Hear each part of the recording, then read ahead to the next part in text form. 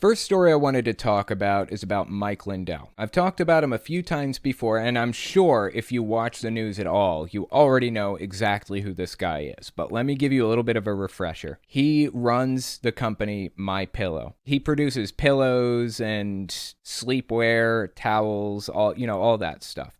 Really, really close personal friends with Donald Trump, apparently, weirdly.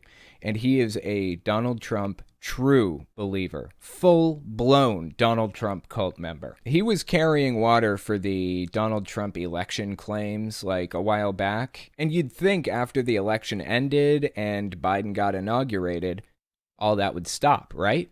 No, it continued. He continued to this fucking day, to claim that Donald Trump really won the election and that we're going to find this out in the next, 3 weeks. Keep setting dates like a fucking televangelist. It's bizarre. So I want to give you guys a little bit of a reintroduction to who Mike Lindell is. Refresh your memory. This is a video from mid-September 2021 that we're going to watch. And then I want to watch some more recent ones because, believe it or not, the dude is still doing this shit. Like last week, he said some crazy shit. So let's watch this clip from mid-September 2021. And we'll move on to the newer ones. Oh, and by the way, I don't think I mentioned, this is an appearance he made on the Jim Bakker program. Of course, Jim Bakker being that televangelist who spent time in prison for defrauding a bunch of people. Now remember, the biggest thing is every single state, was a cyber attack of historical proportion. Donald Trump won 80 million to around 68 million, okay? I assume he means 68 to 80 million, but that's absolutely preposterous. Donald Trump did not get that many votes. I forget how many Biden got exactly. Let's see. Okay. Over 159 million people voted in the U.S. general election in 2020. Biden won 81.2 million votes, or 51.3% total. There were 159 million Americans voting in the 2020 election, and Trump won 74.2 million votes. So those were the final numbers. This guy is saying that Trump got 80 million. Are you saying that Biden took some of Trump's votes and counted them for himself? Are you saying that people just dropped the votes off of Trump's count completely? How did this work exactly? Well, don't worry. The dude is going to tell us exactly how he thinks this worked. Let's keep listening. Here's the four miracles that I see. The night of the election, the algorithms that were set with the 2010 census is what they used. By 11 o'clock at night. I just want to point something out. The word algorithm is used entirely too often. Usually when people are using the word algorithm, what they meant to say was artificial intelligence or data set or something like that. It's like the word blockchain. People use that way too fucking often. Usually when people say blockchain, it means absolutely nothing. That or quantum. Quantum's another word people use way too often and don't know what it means. But I digress. Let's go back to it. When the machines realized, and they realized Donald Trump was going to win anyway because of everybody voting for him. They did not expect this. I mean, that was the Lord there. This is all God's timing, by the way. Now you look at when that happened, they had to stop everything in the middle of the night, and then we've seen all these deviations that didn't make sense. This is another claim he made. There were not deviations in the middle of the night. They were adding counts to each candidate's totals, but there was never a point in time when votes were added to Biden, but not to Donald Trump. That did not happen. That was fake news. I mean, real fake news, not Trump fake news. It was actually bullshit. That never happened at any point in time. Trump likes to reference these big ballot dumps that happen in the middle of the night. People were adding counts. I mean, people were continuing to count the votes. That's true. But there's never a point in time where Biden got a massive amount of votes that Trump didn't also get some votes added to his count. That didn't happen. 100,000 votes in Michigan. They drop in for Biden. Now let's talk about that. What did they tell us? They said, well, those mail-in votes, by golly, they vote for Democrats, or whatever. Well, those mail-in votes were counted on the morning of the 3rd, not in the middle of the night on the 4th. Yeah. You can explain all these things, but one of the things that's just nonsense. What he's saying here is just complete nonsense. He's desperately trying to find a reason why Trump won when he simply did not. I'm sorry, Mike. That just didn't happen. Explain all these things, but one of the things that happened was you had all these non-residents that voted in every state. Every single state had all these non-residents that voted. How would that even work? I moved to New York City and I'm not registered to vote here yet. You have to register to vote in your city. You can't just register in West Virginia and then vote in New York City. It does not work like that. You have to go down there and show them proof of who you are and sign up and put your signature down on a piece of paper and get a card saying that you're a registered voter in the district and all that other shit. It does not work that way. What is he even talking about?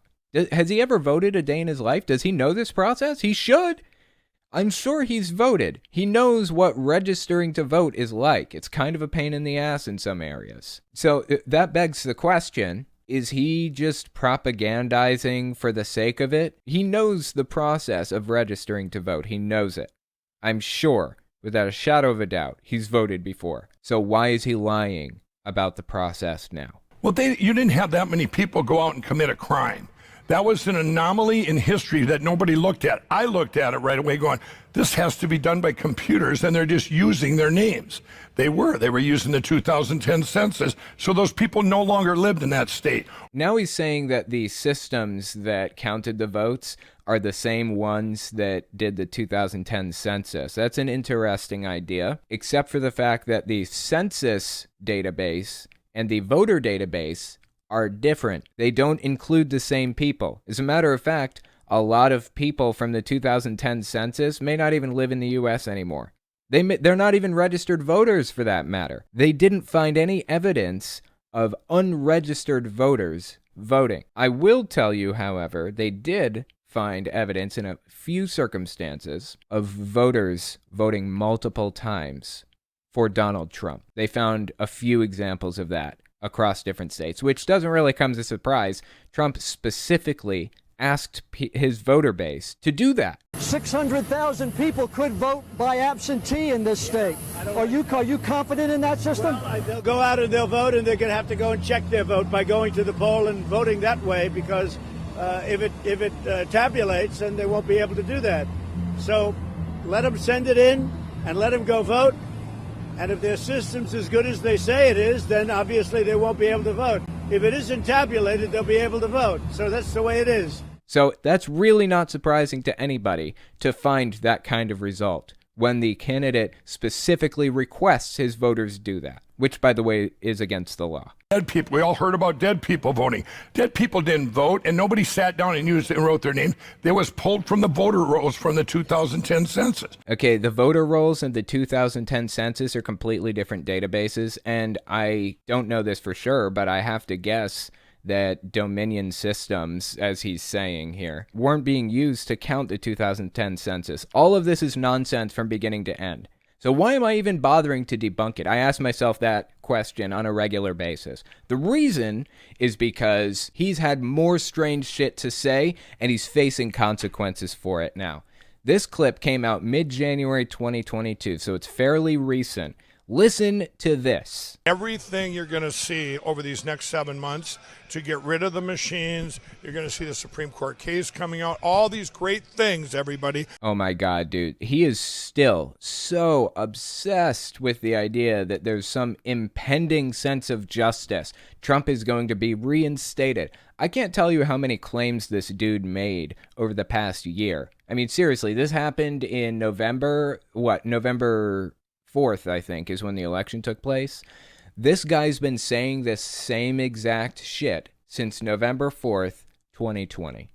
We are now in 2022, and he's still saying this shit. I don't know how many claims he made, how many dates he set throughout 2021, but it was a lot. And he still, to this day, seems to be making claims that there's some impending sense of justice. Something is about to happen. We're right around the corner, and Trump's going to be reinstated. To this day. Let's keep listening. By the way, you can find more at frankspeech.com. I'll put that out there. Yeah, I thought about cutting that out, his little self-promo, but I decided not to. Why would I? frankspeech.com is a failing social media network, and I think that's absolutely hilarious. It is one of the best things that could possibly happen to society for frankspeech.com to fail miserably. I absolutely love it. Let's keep listening. There are so many. I'm more optimistic today than I have been yesterday, the day before that. I'm on an incline like this. Why? Because it's so amazing. All the things that we have, we already have all the pieces of the puzzle. And you talk about evidence. We had enough evidence to put everybody in prison for life, 300 and some million people. I'm sorry, what was that? 300-something million people? There's evidence to put 300 million people in prison? I'm sure that you guys have probably heard this before, but there are only like 330 million people in the United States. There were only 159 million voters in the previous election. How did he come to the bizarre conclusion that there are enough people in the U.S. even to put in prison for voter fraud, for election fraud? How could he possibly have come to that conclusion? It is nonsense from beginning to end, and I am here for it. We had that all the way back to November, December. But what we have are these other things that had to happen, which was all evil revealing itself. I mean, evil's popping up like pocket gophers. I mean, they pop their heads up, it's whack-a-mole, right?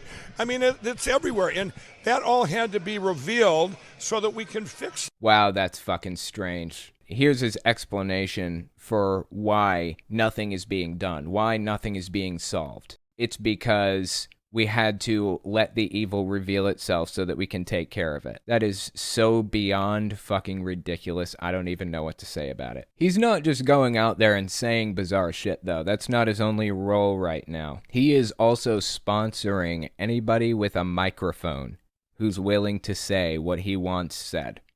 He's paying them hundreds, thousands of dollars, tens of thousands of dollars to come out here and say all kinds of strange shit. Whatever, anybody who's willing to say it, he'll give them money to do so. Lance Wallnau actually came out with this clip mid-January 2022. This is an interesting one.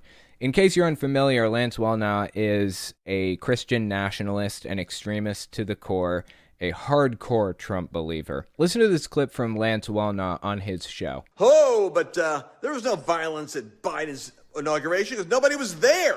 Just want to point out nobody was there because it wasn't an open inauguration. The virus was ravaging the country at that moment, and it was an intelligent decision for Biden to have a closed, televised inauguration rather than a public one. Not to mention the fact that Trump extremists were waiting in the wings to do something crazy. But none of those facts matter, ultimately, to this guy. All that matters is spreading the propaganda. But they thought that Trump was giving signals to his militias. These people live in paranoid land. They're not sane like us. They're not rational like us and Mike Lindell. Why does he have a cardboard cutout of Mike Lindell at his house, holding a pillow? That's fucking weird, isn't it? They're not sane like us. They're not rational like us, as he approaches a cardboard cutout of Mike Lindell. What the fuck is going on right now? I'm not even going to get into the time that he prayed over a cardboard cutout of Donald Trump. Take the smell of smoke, the disappointment, the bitterness, the anger, the feeling of betrayal and loss. That it must be a terrible thing, Lord, to actually feel as though you've been stolen an election. Why does he have these cardboard cutouts at his house? This is so fucking weird. But, I'm getting off topic here. The point is, Mike Lindell is sponsoring anybody with a microphone who's willing to say what he wants said. Let's listen to the message here. By the way, I've ordered a lot of Mike Lindell slippers and a lot of Mike Lindell bathrobes and a lot of Mike Lindell towels for Christmas. I figured the supply chain coming from China was disrupted, but Mike Lindell wouldn't let me down. Guess what? I'm still waiting, Mike. I love you. My Pillow, use the code Lance. You can get 50 to 60% off. I'm wearing Mike's slippers as I speak. I love Mike Lindell.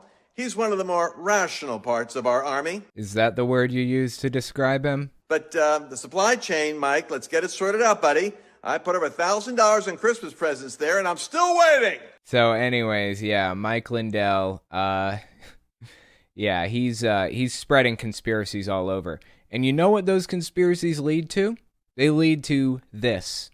Please, President Trump, Please, please, I hope you have a plan. God, please save us. Save us from the devil, please. I'm sorry, this is not funny. This is sad. This is really sad. This is sad, actually. This is complete disconnection from reality at this point. Please, President Trump, I hope you have a plan. Save us from the devil. There is no part of this woman left in reality anymore, and this is the direct result of people like Mike Lindell and the conspiracies that he spreads, and less specifically, Donald Trump. I mean, a lot of these things came from Trump originally. It actually is very sad, really. Here's another conspiracy that is the direct result of Mike Lindell.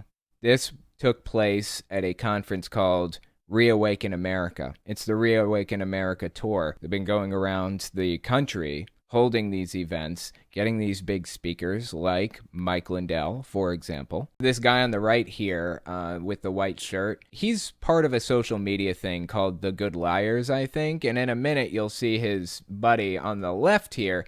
He is also part of the Good Liars. So these guys go to like QAnon events and stuff, and they ask them questions and just pretty much get them to admit the crazy things that they believe. Listen to them talking to this woman, this real woman, at a real QAnon conference hosted by, or at least attended by, Mike Lindell. I don't know what level of involvement Lindell has. I don't know if he's paying for part of it. I don't know if he's one of the hosts or what, but he's definitely there and he's definitely a speaker. And he's spreading the message that this conference endorses and stands for. Listen to this. Yeah, I shoot food for a living all around the world. Did you know that Nazis were living on Mars?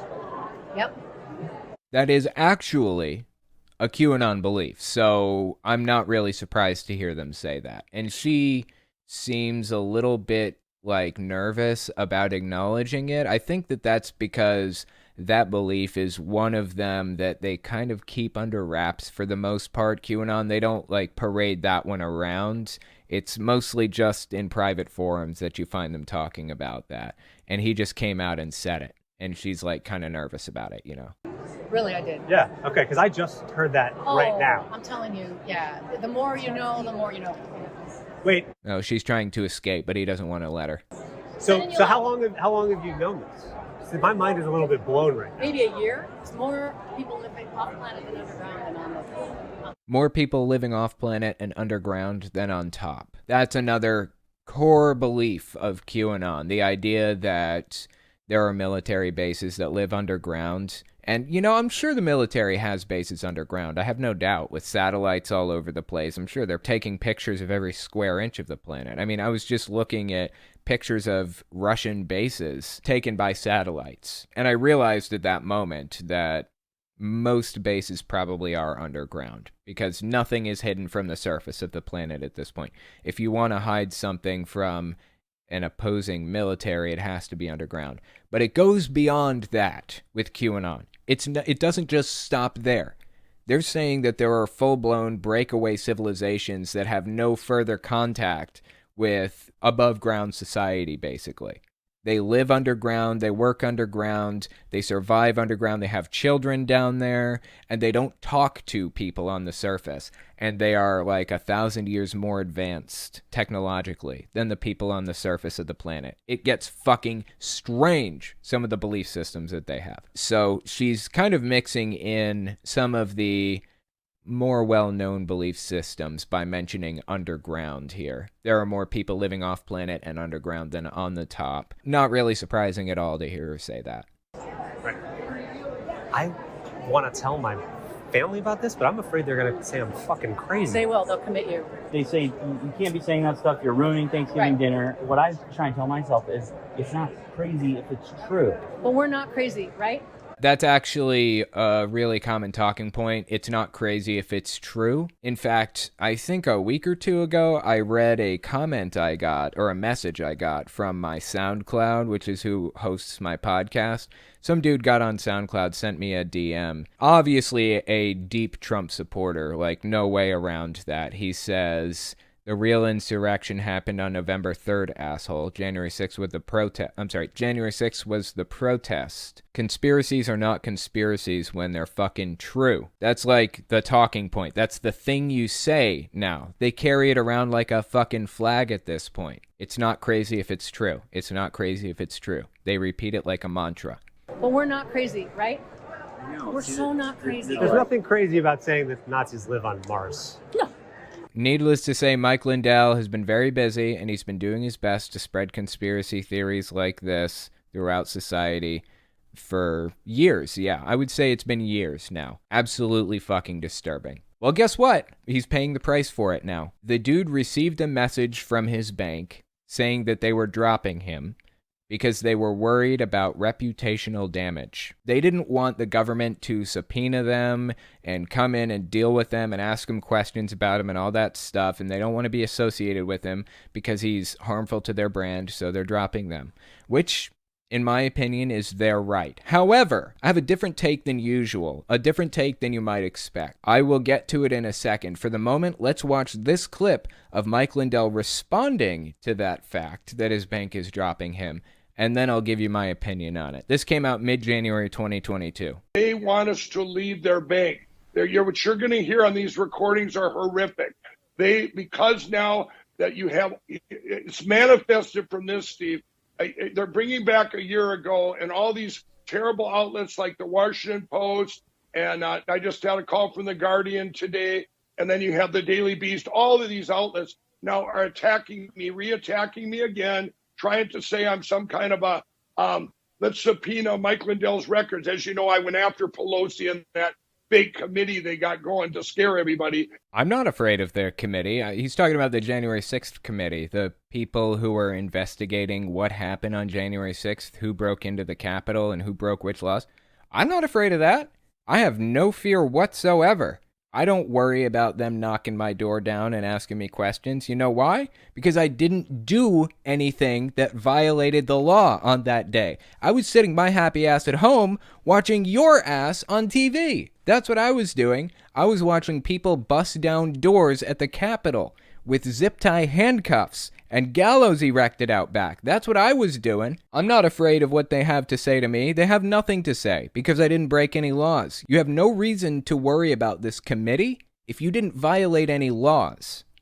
They have nothing to say to you otherwise. By doing this, now these banks want to get part of the cancel culture. They want to cancel out all of these entities. The biggest one they worry about, frank speech, everybody. They want to silence frank speech. They want to silence my voice. Lindell TV, there's 9 entities on there. Steve, they called me. When they called my controller, I couldn't believe it. God, he is obsessed with shouting out frankspeech.tv or whatever the fuck it is, isn't he? This isn't cancel culture. This is a bank protecting their assets, their business. That's what's happening right now. Here's my take on it that differs from what most other leftists would have to say. Political belief is a little bit different than a lot of the other protected classes. For example, race is one of those protected classes. You can't change your race, right? For that reason, political belief isn't protected, but religion is also protected under the Constitution.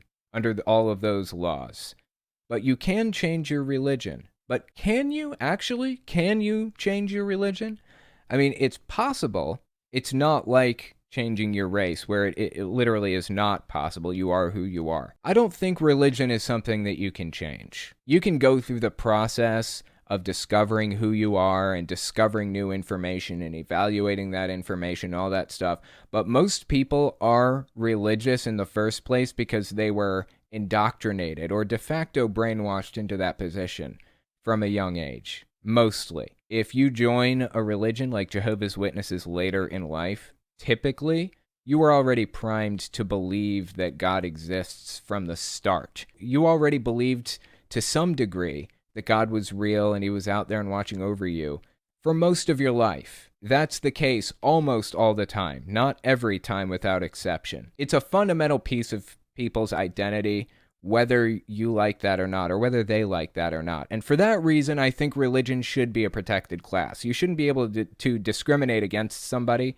for their religious belief, in my opinion. Well, politics is the same. You can't just change your beliefs on a whim. I'm not going to wake up tomorrow and decide, you know what, I am a Republican now. I've just decided to be a Republican, so that's what I am now. It doesn't really work like that. It's a conclusion that I reached, with or without flawed data. I mean, setting aside the data that I use to reach the conclusions that I've reached, it is a conclusion that I've come to. And being at a conclusion like this is not something that can just change with the snap of a finger. There's my argument for protecting political and religious beliefs as one of the protected classes. And if that one doesn't grab you, how about this one? Political belief is actually a protected class under the UN Declaration of Human Rights. This is on the UN website. It says, the United Nations has defined a broad range of internationally accepted rights, including civil, cultural, economic, political, and social rights. It's also established mechanisms to promote and protect these rights and to assist states in carrying out their responsibilities. I don't really view political beliefs as any different from religious beliefs. It's a conclusion that you reached, whether you used flawed data or not to get there. You can't just snap your fingers and change your mind. I think political beliefs should be different. That being said, Mike Lindell isn't being discriminated against for his political beliefs. He's being dropped from his bank for decisions that he made, for things that he actually did that could damage their reputation. That's a completely different situation, in my opinion, and the bank is more than free to drop him. As a matter of fact, they would have been more than free to drop him anyways, legally. I have no real issue with what they're doing either way, whether political belief is a protected class or not. If they started going around dropping every Republican from their bank, I would have a problem with that. I wouldn't want to stand up for that. But that's not what's happening. They're dropping Mike Lindell very specifically because they don't want to risk reputational damage when the feds come in and start subpoenaing records and stuff like that. So this cry of cancel culture is ridiculous. And it's the exact type of thing I've come to expect from somebody like Mike Lindell. If that wasn't enough to turn you off from Mike Lindell and the things that he has to say, he actually responded to what people had to say about his mention of 300 million people going to jail a while back. Remember when I played this clip a minute ago? Put everybody in prison for life, 300 and some million people. He made the claim that they have enough evidence to put 300-something million people in prison for life over election fraud. That's what he said. Well, when he was called out on that by the media, by the Washington Post, New York Times, called out for being a foolish thing to say, this is what he had to say to the Washington Post and all of the other, CNN, MSNBC, all of the other media outlets who rightly made fun of him for saying something so ridiculous. Check this out. I don't know if you've seen what the media twists the other day. I said, you guys, we have all the pieces to the puzzle. Let's just take the evidence. We have enough evidence. You could take 300 and some million people, every person in this country, pass it out, and we'd all go to prison for life. That is not what you said, actually. We just listened to it, and as a matter of fact, that isn't what you said. You said we have enough evidence to put 300-something million people away for life. You didn't say pass it out to everybody in the country. That doesn't even make any sense. What are you talking about? This is honestly like one of the worst defenses he could have gone with. He couldn't have come up with something more creative. I said that the other day, and if you've seen the headlines of the fake news, Mike Lindell wants to put 300 million Americans in prison. If you're just born in the U.S., you're planning on going to prison by Mike Lindell. But you know what? They got the word out there talking about Frank's speech and everything. Oh my God, dude, you're going to mention Frank's speech again? I think every single clip I've played tonight, he's mentioned Frank's speech TV. If people aren't interested in going to your social media network right now, I don't think they're going to be interested after hearing you make this shit up. This is absolutely ridiculous. If I've said it once, I've said it 1,000 times. This is so fucking sad, but I will be damned if it's not hilarious to watch. Balthazar228, you wonder how Mike Lindell sleeps at night, but then you remember that he's the MyPillow guy, right? That's a good point. Sleeps on a pillow, of course. Probably one of his own. You don't think he uses other brands of pillows, do you? Do you think his house is all decked out in My Pillow stuff? I bet it is. He seems like the kind of guy that would be obsessed with his own work. Not that he even makes those things. Like, he has a factory and factory workers to do it for him, but whatever.